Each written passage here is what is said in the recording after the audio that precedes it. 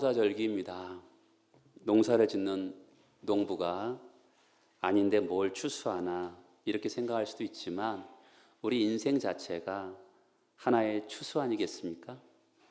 그래 행복하십니까? 꼭 불행한 것 같네요. 그럼 불행하신가요? 사실 행복과 불행은 객관적인 조건의 문제가 아닙니다. 부자가요 불행할 수도 있고요. 가난한 사람이 행복할 수도 있습니다. 우리 앞에는요 두 개의 채가 있습니다. 하나는 감사의 채가 있고요. 하나는 피해의식의 채가 있습니다. 피해의식의 채를 가진 사람들은요 우리가 경험하는 모든 것들을 채에서 기쁨과 즐거움은 다 감사는 걷어버리고요. 불평과 원망만, 투덜거림만 소중히 보관합니다. 이렇게 삶을 사는 사람들은 주위에 어둠을 뿌리죠. 하지만 감사의 채를 택한 사람들은요 똑같은 일상을 살지만 불평과 불만을 걸러내고 감사와 기쁨을 소중히 보관합니다. 그들은 표정이 밝습니다. 다른 이들을 행복하게 하고요. 그는 삶으로 하나님을 예배하는 사람들이죠. 감사의 채를 가진 사람들은 이렇게 말을 합니다. 사람이 무엇이간데 주께서 저를 생각하시며 인자가 무엇이간데 주께서 저를 권고하시나이까. 이렇게 고백합니다. 이 마음을 가지고 살면 참 좋겠습니다. 감사할 줄 아는 사람들은 세상을 다른 눈으로 봅니다. 물론 우리들의 눈에는 세상이 어둡습니다. 그리고 암담합니다. 그런데 감사의 채를 가지고 있는 사람들은 짙은 어둠에 매몰되지 않습니다. 울면서도 희망의 씨앗을 뿌립니다. 상한 갈대를 꺾지 않으시고 꺼져가는 등불도 끄지 않으신 하나님이 우리와 함께 하시기 때문입니다. 그것이 희망의 근거죠. 여러분, 우리의 희망의 근거는 하나님에게 있습니다. 믿음의 눈을 뜨면 작지만 소중한 생명의 씨앗이 보이게 마련입니다. 겨울에 자그만 씨앗이 숨겨져 있지만 언젠가는 봄이 되면 그것이 기어이 자라나는 씨앗을 볼 것이기 때문에 그렇습니다.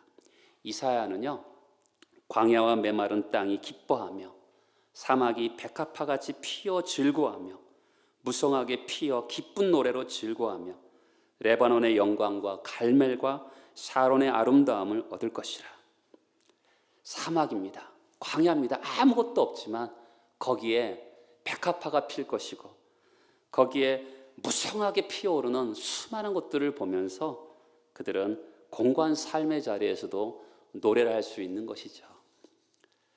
감사의 절기에 감사의 채와 피해의식의 채에 대해서 가지고 한번 서론을 시작해 봤습니다. 감사절기를 맞이하면서 오늘 우리 시편에 대해서 메시지를 보고자 합니다. 두 가지 메시지를 전하고 있는데요.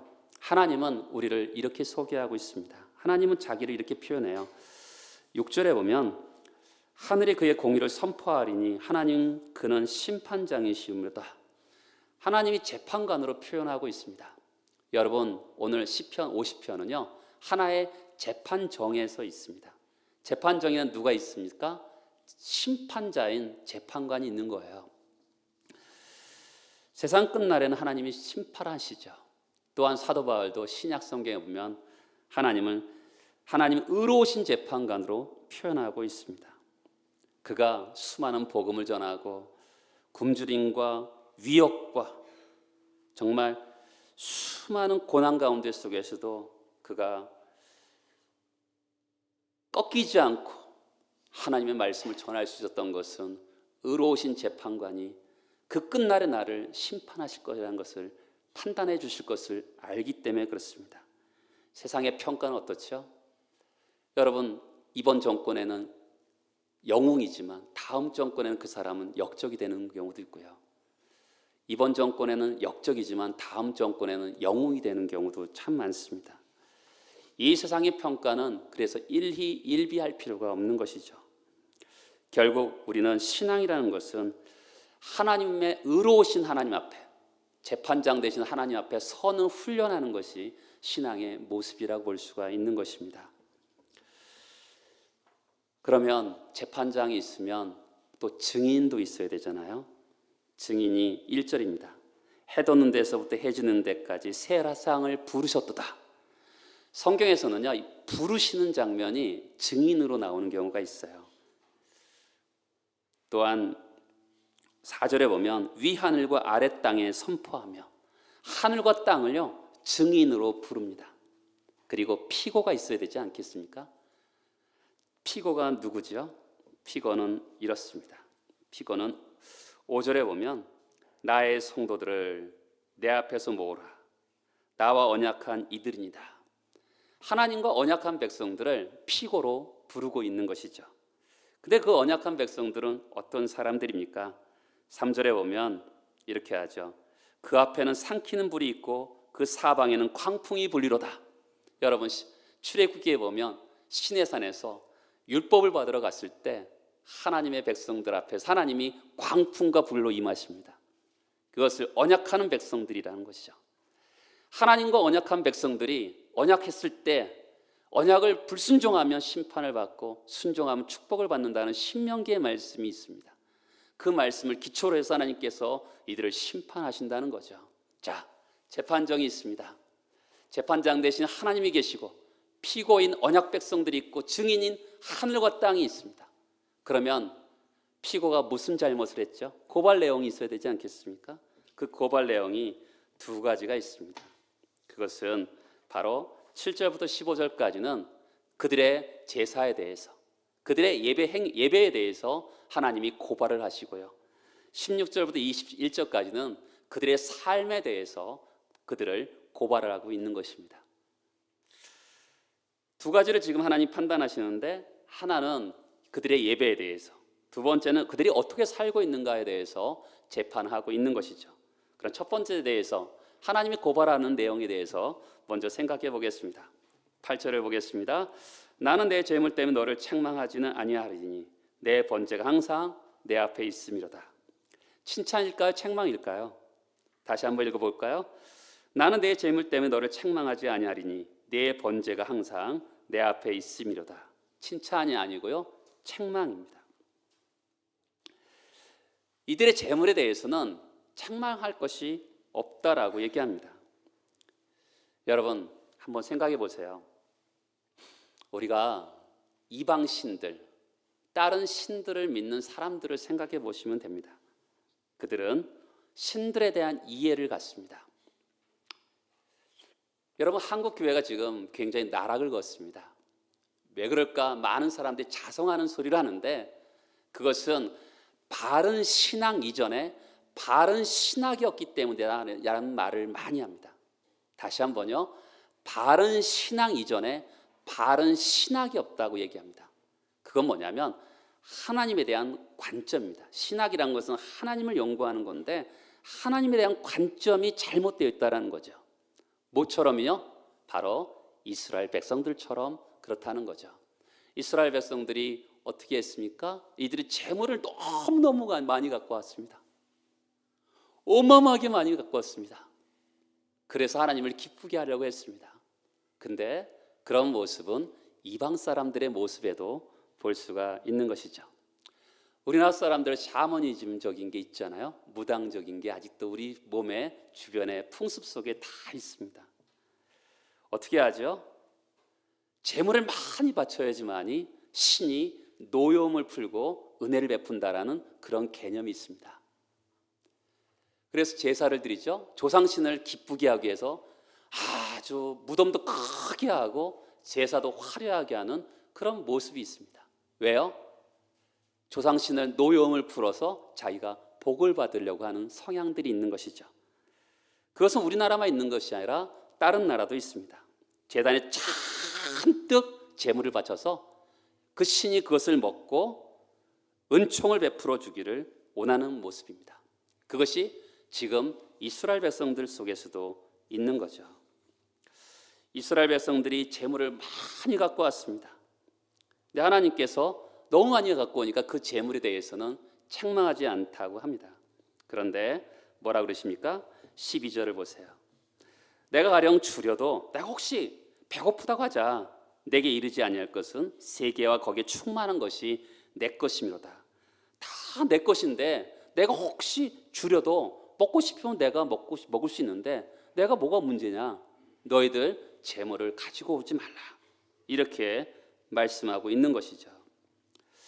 여러분, 이방 사람들은요, 이방 신들에 대해서 그들의 필요를 채워주면 그들이 그 신이 우리의 필요를 채워줄 거라고 생각하는 신관이 있었습니다.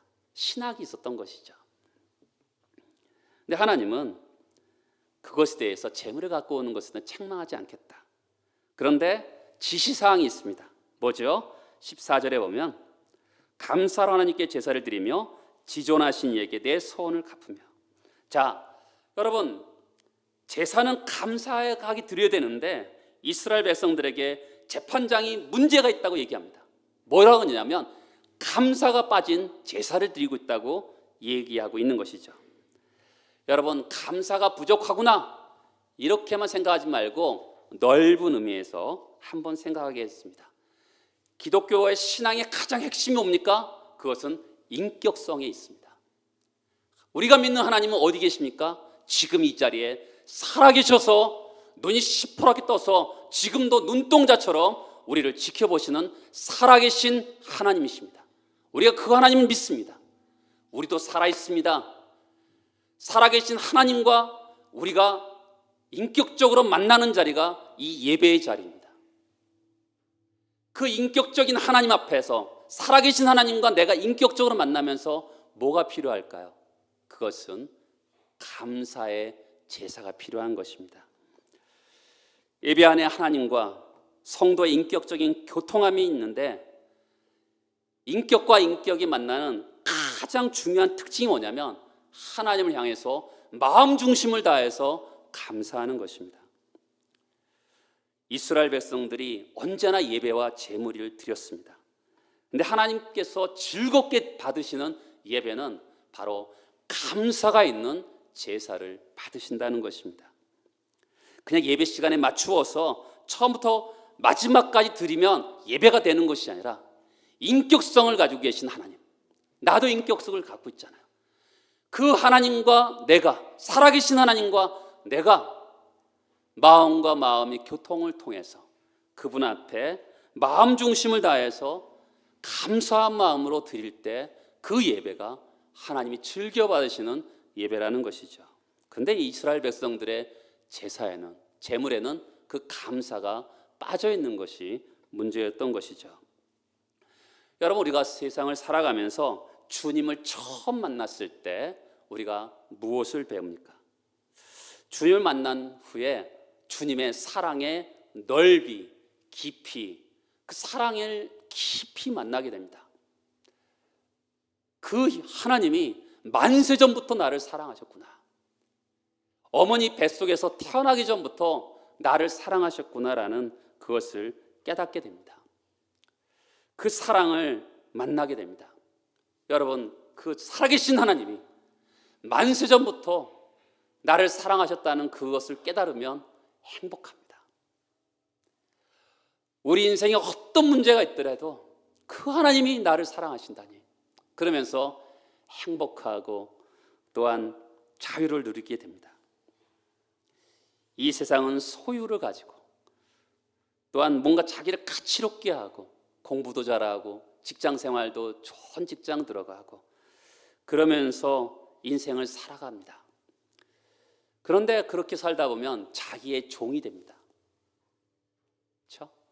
뭔가 조건과 자격을 갖추려고 하다 보니까 끊임없이 자유롭지 못하고 뭔가 자꾸만 종의 삶을 살게 되는 것이죠. 결혼을 합니다. 사랑하는 아내를 만나는데, 남편을 만나는데 자기를 위해서 선택합니다. 사랑하는 자녀들을 사랑하는 것 같은데 나를 위해서 자녀를 기르는 경우도 종종 있습니다. 여러분, 예수 그리스도로 말미암아 그분의 공로, 십자가 사건과 부활로 말미암아 우리가 죄에서 자유함을 받습니다. 그리고 우리는 의롭다 여김을 받습니다. 그래서 하나님 앞에 당당히 나아가는 은혜의 보좌 앞에 나아가는 은혜를 얻습니다. 그리고 하나님의 자녀가 되어서 영생 복락을 누리게 됩니다. 하늘의 모든 부요와 존귀를 상속하게 됩니다. 그러면서 나를 너무나 가치롭게 여기는 거죠. 나는 아무것도 아닌 존재라고 생각했는데 하나님의 은혜로 말미암아 나를 보니까 나를 위해서 예수 씨가 십자가에서 못 박혀 죽기까지 나를 사랑하셨구나 하면서 나를 존귀와 가치롭게 봅니다. 그러니까 더 이상 나를 가치롭게 하려고 하는 노력을 더 이상 하지 않습니다. 왜냐하면 그분이 나에게 주신 가치를 알기 때문에 충분하다는 것을 느끼게 됩니다. 그러면서 하나님과 이웃을 위해서 살아가게 되는 것이죠. 우리가 인생을 살면서 우리는 노력하는 게 있습니다. 그것은 안전한 삶과 보장된 삶을 위해서 끊임없이 노력합니다. 여러분, 이 땅에 안전과 보장이 있을까요? 요한계시록에 보면 땅이 흔들립니다. 하늘이 3분의 1이 흔들리고 바다가 3분의 1이 흔들립니다. 이 세상에서 가장 안전하고 생각하는 것이 땅이고 하늘이고 바다라고 생각하는데 이 성경은 우리에게 너희들이 생각하는 가장 안전한 것도 이렇게 흔들릴 수 있다고 말씀하고 있습니다. 그러면 우리는 어디서 안전과 보장을 느낄까요? 구원을 받은 우리가 은혜의 보좌 앞에 나아갑니다. 정말 어쩔 땐 눈물을 쏟을 수밖에 없는 그런 상황을 가지고 하나님 앞에 나아가는데 아버지라고 부르면 그분이 우리에게 쉼을 허락합니다. 위로가 됩니다. 죽음 앞에서 어둠이 있었는데 살아남이 있고 회복이 있습니다. 그것이 우리가 하나님 앞에 나아가는 사람들인데 그런 우리가 제사를 드릴 때 예배를 드릴 때 감사가 빠진다면 말이 되겠습니까? 14절에 보면 서원을 갚으라 그럽니다. 서원하여 기도합니다. 하나님이 응답하신 것에 대해서 감사라고 얘기하는 것이죠. 기도도 마찬가지입니다. 15절에 보면 환난 날에 나를 부르라. 내가 너를 건지리니 네가 나를 영화롭게 하리라. 누가 감사하는 사람이 되겠어요? 여러분, 누굴까요? 그것은 자기 한계를 느끼고 하나님 앞에 간절히 기도한 사람만이 하나님 앞에 감사할 수 있는 거죠. 기도하지 않은 사람은요 감사할 수 없습니다. 부르짖지 않은 사람은요 감사할 수 없어요. 왜냐하면 나에게 온 것이 하나님으로부터 온 것인지 알 수 없기 때문에 그저 누리기만 하는 거죠. 그러나 간절히 기도한 사람은 내게 허락한 것이 하나님께서 주신 것을 압니다. 간절히 기도한 본 사람만이 주어진 것이 하나님의 은혜인 것을 알게 되는 거죠.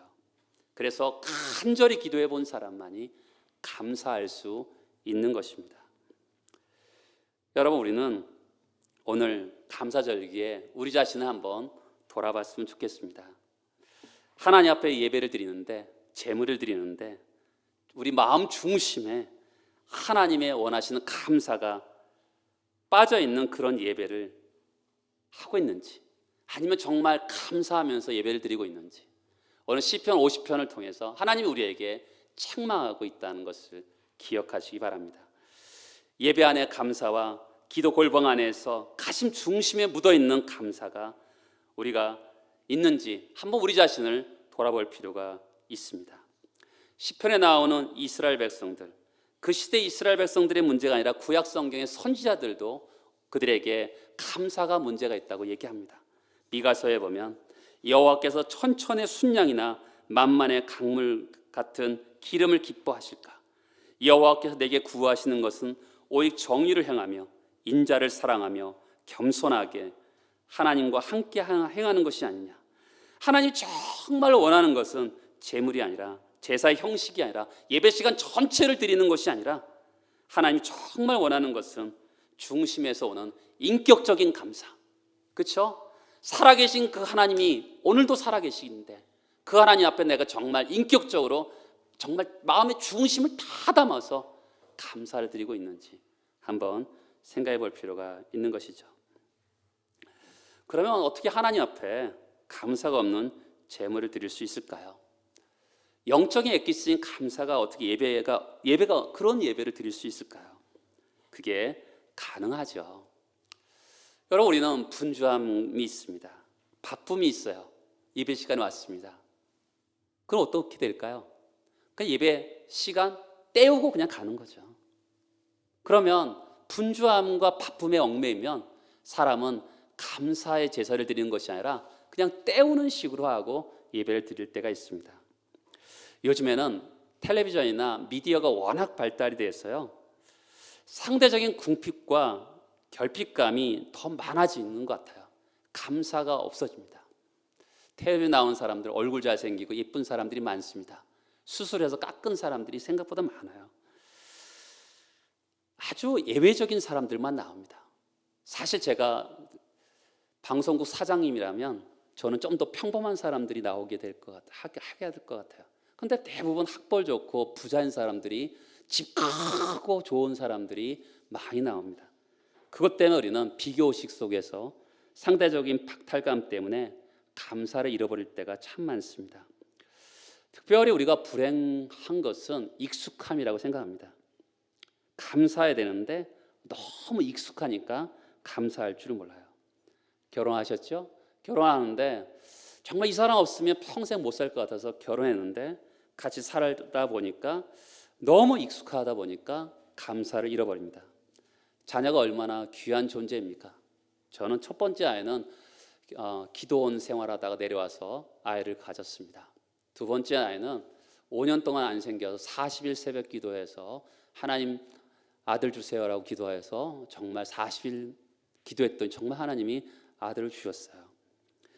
존재만 해도 기뻐 죽을만 하는데 나 자신을 보니까 뭔가 더해지기를 원하더라고요. 뭔가 두드러져야 되고 더 많아야 되고 10등하면 5등하면 좋겠고 5등하면 1등하면 좋겠고 그냥 주신 것만도 감사하는데 당연하게 느끼지 않고 뭔가 더해지는 익숙함에 있다 보니까 그런 감사를 잃어버릴 때가 참 많습니다. 더 본질적으로는 어머니 모태에서부터 나오는 나쁜 죄의 습관 때문에 감사를 잃어버립니다. 사실 우리는 원망과 불평할 때가 더 많습니다. 왜요? 어머니 뱃속에서부터 죄의 습관을 가지고 나왔기 때문에 감사보다는 감사의 채를 보다는 피해의식의 채를 가지고 우리는 사실 원망과 불평할 때가 훨씬 많습니다. 그러니까 입술에 말이 나올 때마다 원망의 말이 나오고 불평의 말이 훨씬 많습니다. 어떤 사람은 쉽게 이렇게 생각합니다. 감사할 일이 많은 사람이니까 감사가 되겠죠. 또 어떤 사람은 저 사람이 낙천적이니까 감사하겠죠. 이렇게 자꾸 생각합니다. 그런데 하나님 우리에게 기대하는 게 뭘까요? 범사에 감사하라 이렇게 말씀하고 이는 너희를 향하신 하나님의 뜻이니라 그러거든요. 여러분 감사절기 되니까 어떠셨어요? 감사할 게 뭐가 있나? 하나 둘 셋 넷 건강도 주셨지, 가정도 주셨지, 우리 애들 이렇게 낳게 하셨지, 그렇게 세우셨습니까? 근데 성경 우리에게 범사에 감사하라, 이 감사가 우리 습관이 되고 인격이 되고 됨됨이가 되기를 원하는 것이죠. 우리 삶의 자리에서 바로 모든 것에 감사가 하라고 얘기하는 것이죠. 감사를 세어보라라는 찬송도 있지만 사실은 성경을 말하는 것은 범사에 감사하라, 그것이 너희들의 인격이 되고 너희 됨됨이가 되라고 말씀하고 있는 것이죠. 제목 몇 가지를 가지고 감사하는 거, 그런 거 말고 인격의 중심에 담아있는 사람 됨됨이가 가장 중요한 특징인 감사와 간격이 있는 삶이 회복되는 그런 감사절기가 되기를 주님은 우리에게 요청하고 있습니다. 우리가 감사한다. 한번 옆에 있는 분들을 보세요. 사랑하는 남편, 아내를 보세요. 정말 어떻게 보면 짐승 같은 거 참아주고 받아내면서 살아줬기 때문에 고마워라고 해야 되는데 그런 말 잘 못하죠. 속으로는 한다고요?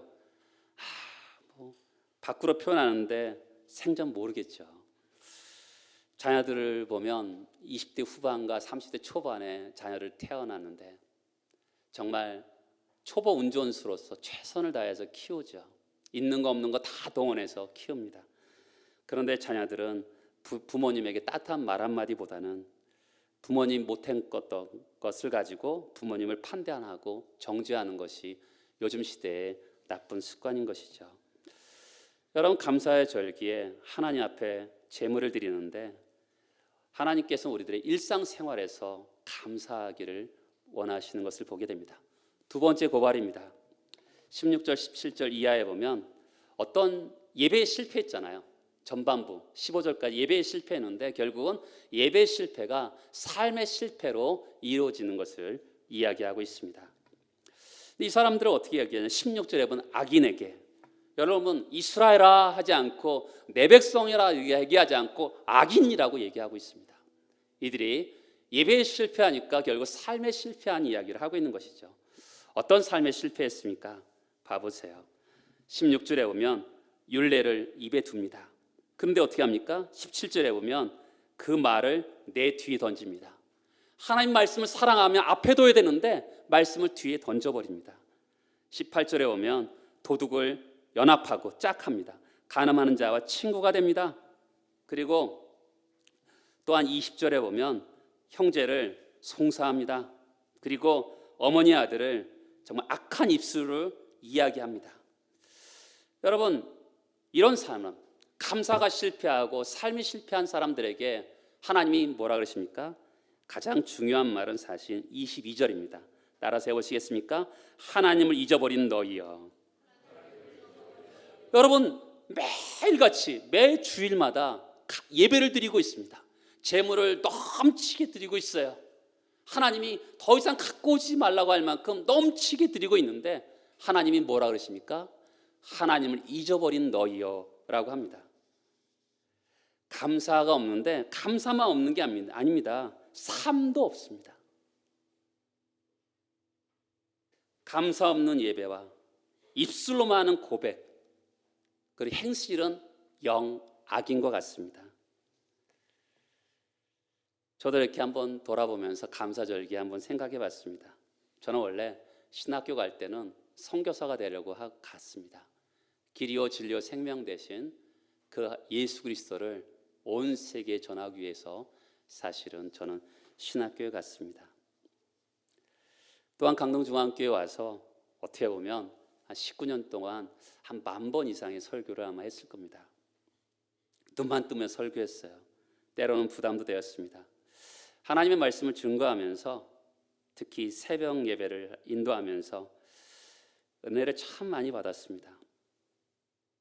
또한 저는 참 인복 있는 사람 같아요.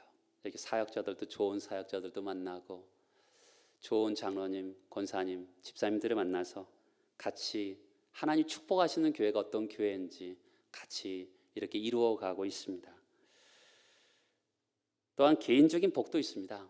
건강의 복도 있습니다. 매일같이 설교할 수 있도록 하나님께서 건강을 유지시켜 주셨습니다. 내 힘이 아니고요, 하나님의 도움이라고 고백할 수밖에 없습니다. 또 하나님께서 우리 아들, 딸도 여기서 이렇게 키우게 해주셨습니다. 감사하죠. 정말 내 인생 마지막까지 충성할 수 있을까, 이런 생각도 하는데 여기까지 하셨으니까 하나님 앞으로도 끝까지 해주실 거라고 기대합니다. 내가 감사하는 사람인가 아니면 불평하는 사람인가? 감사하는 사람이 있으면, 감사하면 희망이 있습니다. 그렇죠? 그 가정에 정말 감사가 있으면요, 희망의 씨앗이 뿌려지는 거죠. 23절을 볼까요? 감사로 제사를 드리는 자가 나를 영화롭게 하나니 그의 행위를 옳게 하는 자에게 내가 하나님의 구원을 보리로다. 따라서 해보시겠습니까? 감사로 제사를 드리는 자, 그의 행위를 옳게 하는 자. 그렇죠? 감사를, 그 제사를 드리는 자가 그의 삶이 어떻게 된다는 겁니까? 옳은 행실이 나타난다는 거예요. 그의 고백과 삶을 일치를 원하는 사람이 되기를 원한다면 하나님 앞에 나오면서 감사하는 사람이 될 때 그 사람이 바로 행동에서도 고백과 일치하는 삶을 살 수 있다고 성경은 말씀하고 있는 것이죠. 성도의 가장 중요한 특징은 이웃들에게 마음을 담는 감사를 나눌 줄 아는 사람입니다. 감사하는 생활, 감사하는 은혜를 받아서 그럼 어떻게 된다고요? 옳은 행실이 가득하게 되죠. 옳은 행실이 가져다 주는 구원의 복된 은혜가 여러분 처소초소마다 가정과 일터와 교회에 나누어 주는 감사절기가 되기를 축복합니다. 다 같이 일어나셔서 기도하시겠습니다.